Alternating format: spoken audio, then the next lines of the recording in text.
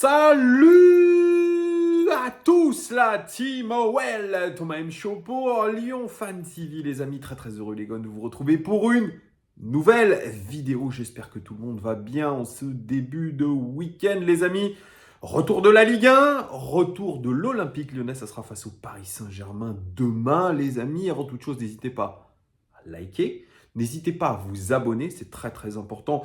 On se retrouve déjà demain dès 20h pour l'avant-match avec toute la team sur Lyon Live TV. On va analyser l'avant-match avec les compos d'équipe. Alors, on sait via les réseaux sociaux, via ce qui a été annoncé par le Paris Saint-Germain, qu'il n'y aura ni Neymar, ni Di Maria, ni Gay, ni Donnarumma, ni Lionel Messi pour ce match-là, les amis. C'est-à-dire qu'il devrait y avoir une grande majorité de remplaçants du côté du PSG. Alors, non pas que les remplaçants sont moins bons, quoique ils sont évidemment un petit peu moins bons, mais en tout cas, il y a un certain nombre de joueurs quand même, et non des moindres, qui seront absents pour le match face à Lyon.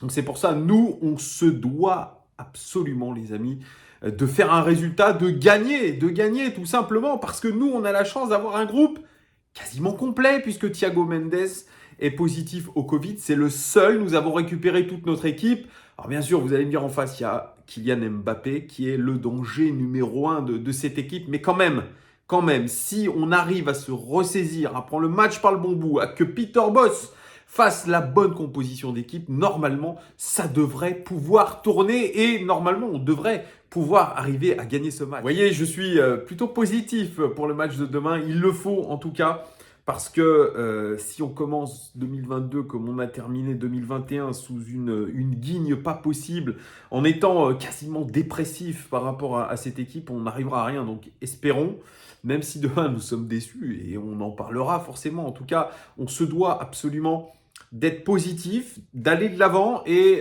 peut-être que ces faits extra-sportifs nous permettront de pouvoir briguer une victoire importante contre le Paris Saint-Germain, peut-être une victoire significative pour le groupe lyonnais. En tout cas, voilà, on en parlera demain en avant-match, on parlera des conférences de presse de Boateng, des conférences de presse aussi de Peter Bosz. Voilà, tout ça sera dit. Alors ça, c'est une vidéo OL Daily Mercato, puisque, vous le savez, le Mercato a commencé pour l'instant. C'est un 0 pointé du côté de l'Olympique Lyonnais, puisque aucun départ, aucune arrivée. Les départs sont ceux à la Cannes, Slimani, Kadewere et Karl Toko et Kambi. Donc l'Olympique Lyonnais se retrouve un petit peu à poil. Oui, je vous ai dit groupe quasiment au complet sans les joueurs partis à la Cannes. Donc évidemment qu'il va falloir recruter. On avait pensé à Azmoun, mais Azmoun, plus le temps passe, moins nous avons, je pense, d'opportunités de l'acheter, Azmoun. En tout cas, il n'y a pas de nouvelles qui vont dans le sens d'un achat de Azmoun. Et il y a une nouvelle rumeur mercato qui est arrivée récemment. C'est celle menant à Cédric Bakambu, l'international congolais. Ça vous dit peut-être quelque chose. C'est un joueur qui n'a pas beaucoup évolué en Ligue 1. Il a été formé au FC Sochaux. Et puis, il est très vite parti à l'étranger. Cédric Bakambu, qui a 30 ans. Il fait 1m82. C'est un attaquant axial, les amis, mais il peut jouer aussi sur les côtés. Mais en tout cas, voilà, c'est un avaleur d'espace, comme on le dit. Il est actuellement au Beijing Guoan, c'est l'ancien club de Bruno Genesio. D'ailleurs, Bruno Genesio en a parlé bien, puisqu'il l'a bien connu quand il était en Chine. Il a dit que c'était un chic type, c'était quelqu'un de très sympa. D'ailleurs, j'ai vu une interview de Cédric Bakambu là, sur Beansport, où il parle un petit peu de son envie de retour, notamment en Europe, en Ligue 1 plus particulièrement, où il n'a pas vraiment passé beaucoup de temps, puisqu'il a été avec Sochaux. Il a quitté Sochaux en 2013-2014. Il avait marqué à l'époque 7 buts, il avait fait 2 passes décisives, et il est parti très vite du côté de l'étranger, notamment de la Turquie, du côté de Bursaspor en Turquie en 2014-2015. Il a fait une saison en Turquie, les amis. Il a marqué 13 buts et fait 4 passes décisives. Et là, ça lui a permis tout de suite d'enchaîner sur un grand championnat, le championnat d'Espagne, et notamment le club qui a connu Karl Toko Ekambi, c'est le club de Villarreal où il est resté 3 ans. 3 ans, oui, c'est ça, il est resté 3 ans du côté de Villarreal. La première saison, il a marqué 9 buts en Europa League. En championnat, il en a marqué 12 et fait 3 passes décisives. L'autre saison, la saison d'après, il a marqué 11 buts, fait une passe décisive, 3 buts en Europa League. Et puis la dernière saison qu'il a faite avec Villarreal, c'est 15 buts quand même pour lui. C'est une très très belle saison. Pardon, je vous dis des bêtises. C'est 9 buts, 0 passe décisive. Et là, il aura l'appel de l'argent, puisqu'on va dire que ce n'est pas l'appel du projet sportif en Chine. Beaucoup de joueurs se sont exportés dans ce championnat parce qu'il y avait des salaires monumentaux. Voilà, il l'a assumé. Il a dit que voilà, c'était pour mettre un petit peu sa famille à l'abri. C'est ce qu'avait fait notamment Axel Witsel et d'autres. En partant du côté de la Chine, et il a été transféré pour 72 millions d'euros, joueur africain le plus cher de l'histoire. Et du côté du Benjingwan, qu'il a rejoint en 2018, eh bien, il a fait des prestations très très bonnes. 19 buts, 4 passes décisives la première saison, 10 buts, 4 passes décisives la deuxième saison, et puis cette dernière saison, là où il a marqué 14 buts et fait 6 passes décisives. Donc ce sont des statistiques qui sont bonnes, qui sont très bonnes, dans un championnat mineur en tout cas. Là, il a la volonté de retrouver un challenge européen. Est-ce que ce serait le bon choix pour l'Olympique Lyonnais de miser sur Cédric Bakambu? Toujours très bien noté Cédric Bakambu sur whoscout.com. Il a une moyenne, on va dire, de 7 sur 10 sur l'ensemble de ses matchs et de sa carrière. Donc c'est ce qui est plutôt une très bonne note. Une très bonne note. C'est un joueur qui est assez régulier. Bon, qui évolue pas au plus haut niveau, on va pas se mentir, depuis qu'il est parti en Chine, mais il a eu quand même le mérite de marquer pas mal de buts, d'être assez décisif dans cette équipe du Beijing Gowan. Bon, c'est un attaquant qui est vif, c'est un attaquant qui est rapide, c'est un attaquant qui prend bien l'espace, c'est un attaquant qui est bon de la tête. Par contre, il n'est pas très bon au niveau de la contribution défensive. C'est pas quelqu'un qui va aller au pressing, mais c'est un joueur qui est généreux, c'est un joueur qui a un profil se rapprochant un petit peu de celui de Karl Toko Ekambi, peut-être avec un petit peu plus de technique. Et si on doit évidemment remplacer ces joueurs partis à la CAN, ce profil de Cédric Bakambu apparaît comme peut-être l'un des meilleurs que l'on puisse trouver actuellement sur le marché pour un prix qui est dérisoire, peut-être même pas de prix puisqu'il est en fin de contrat avec le Beijing Guoan. C'est un coup à tenter, mais nous ne sommes pas les seuls sur le coup, puisque l'Olympique de Marseille est dessus, que le LOSC est dessus, et puis que Nice est dessus. Donc il y a un vrai choix pour lui. Il dit que s'il revenait dans la Ligue 1, ça serait pour briguer du temps de jeu. Alors bien sûr, il n'aurait pas l'assurance d'avoir du temps de jeu à 100%, mais en tout cas, ici, il vient, c'est pour jouer, c'est pour essayer de marquer un petit peu les esprits dans le championnat de France. Il a 30 ans. C'est une bonne période de sa vie, donc c'est le moment ou jamais pour lui de pouvoir revenir dans un championnat majeur, de revenir en France et de pouvoir expérimenter un peu plus la Ligue 1.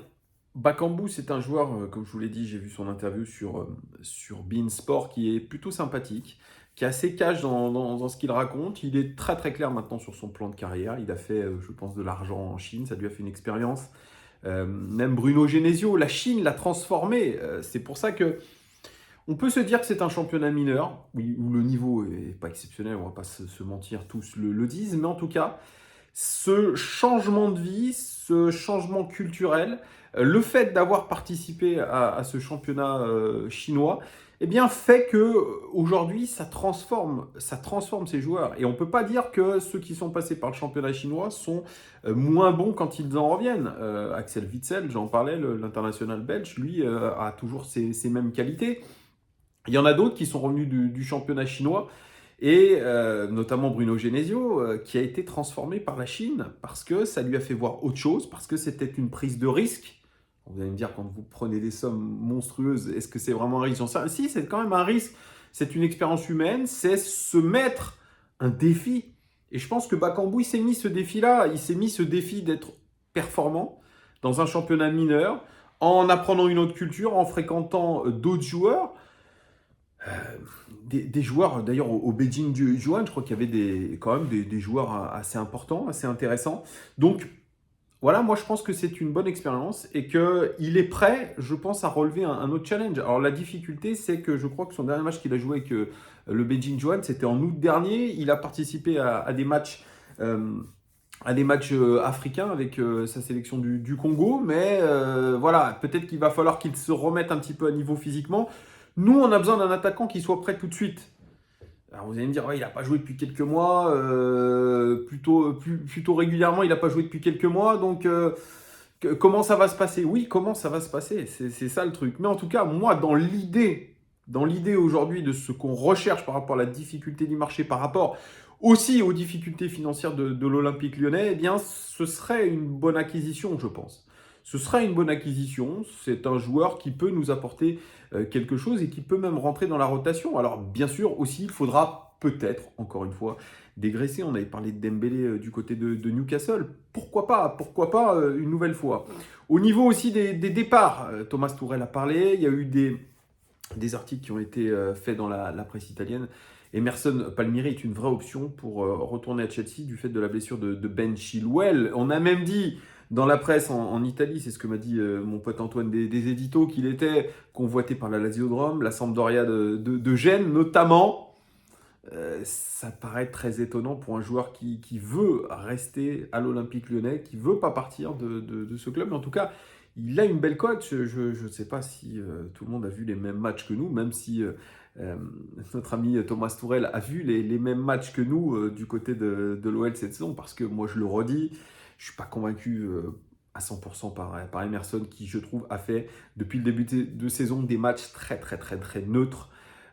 Donc bien sûr, le perdre, ça serait quand même un petit peu dommageable puisqu'il faudrait le remplacer, qu'on aurait le seul Enrique qui est un petit peu trop léger quand même, et ça pourrait être un petit peu préjudiciable pour l'Olympique Lyonnais, donc il faut tout faire pour le garder, mais on verra dans les prochains jours ce qu'il va se passer, et même sa prestation de demain face au Paris Saint-Germain, on verra. En tout cas, l'Olympique Lyonnais a l'air de vouloir rentrer dans ce mercato-là, mais on ne peut pas faire n'importe quoi du fait de la situation économique du club et du fait qu'il va falloir aussi un petit peu dégraisser, les amis. Dites-moi ce que vous pensez de la possible arrivée de Cédric Bakambu du côté de l'Olympique Lyonnais. Est-ce que vous êtes pour? Est-ce que vous êtes contre? Mettez-moi tout ça en commentaire, les amis. Je vous fais des gros bisous et je vous dis à demain en forme et en espérant une victoire de l'Olympique Lyonnais. Je vous fais des cœurs.